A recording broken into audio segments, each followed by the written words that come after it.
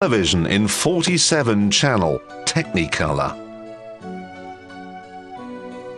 Its impact was immediate. You couldn't have set up a better scientific experiment to show how television affects society if you tried. Suddenly, the Bhutanese became faster consumers than the Beckhams. Farmers who previously their only thought was which ceremonial robe they were going to wear in winter or in summer, the light one or the heavy one. They wanted a certain kind of oil for their tractor. Their wife, they wanted a certain kind of soap.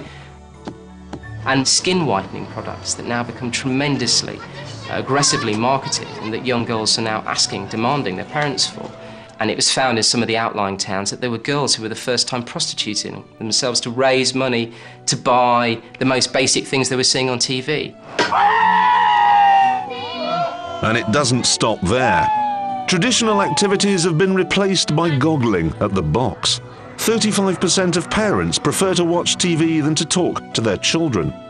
50% of children watch more than 12 hours of TV every day, and worryingly, some might say predictably, violent crime is on the increase.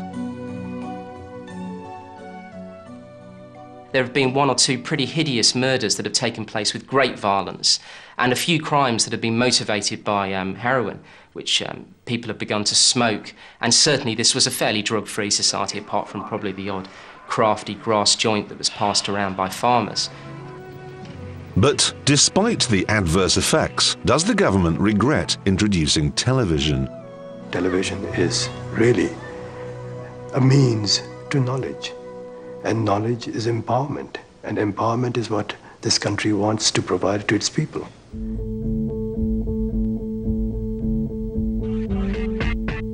Enlightenment, however, is not the only thing that TV can bring to the people. There's also obesity. Yep, it's official. TV makes you fat.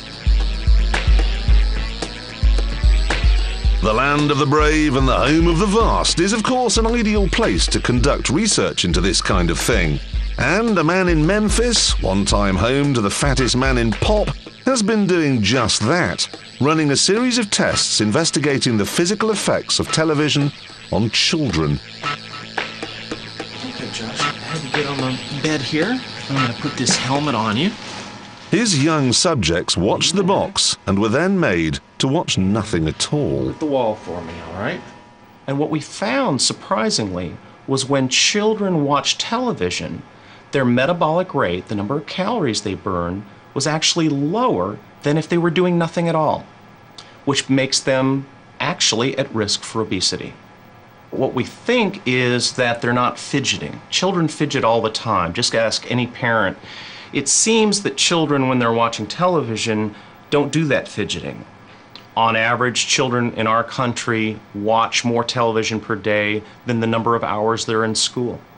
When adults are watching 5 to 8 hours a day and children are watching 6 to 9 hours a day, it's too much. There's very good data that shows that as the number of hours of television rise that you watch, your obesity increases.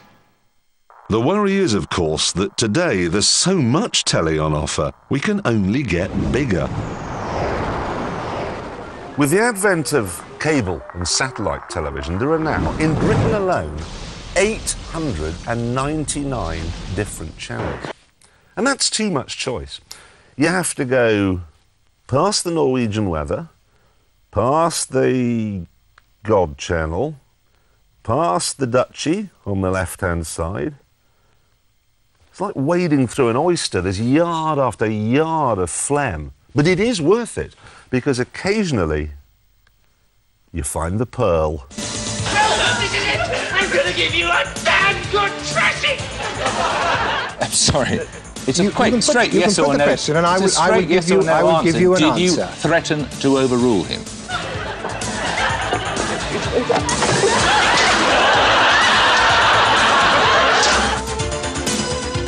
With respect, that is not answering the question of whether you threatened to overrule him.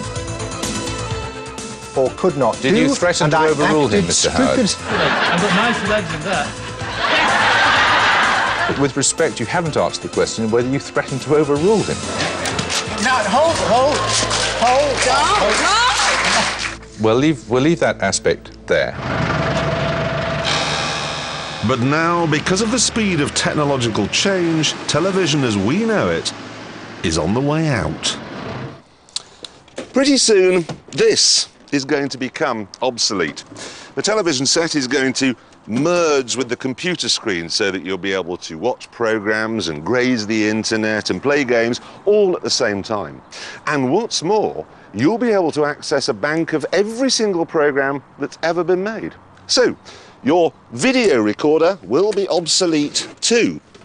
In fact, it already is, because we've already got televisions that remember to record your favourite programmes and then play them back to you whenever you want, without the adverts, which I should imagine will have a fairly dramatic effect on the advertising industry. And don't worry about finding the time to watch all this stuff, because obviously you'll have a television in your car. Look, there you go. And it's me, of all people. And because screens will become so small, we've already got them down to this size, you'll be able to have one in your sunglasses. Look at that. There's actually a screen there, so you'll be able to watch Kilroy on the beach. Wonder how he got so brown. And one in your telephone.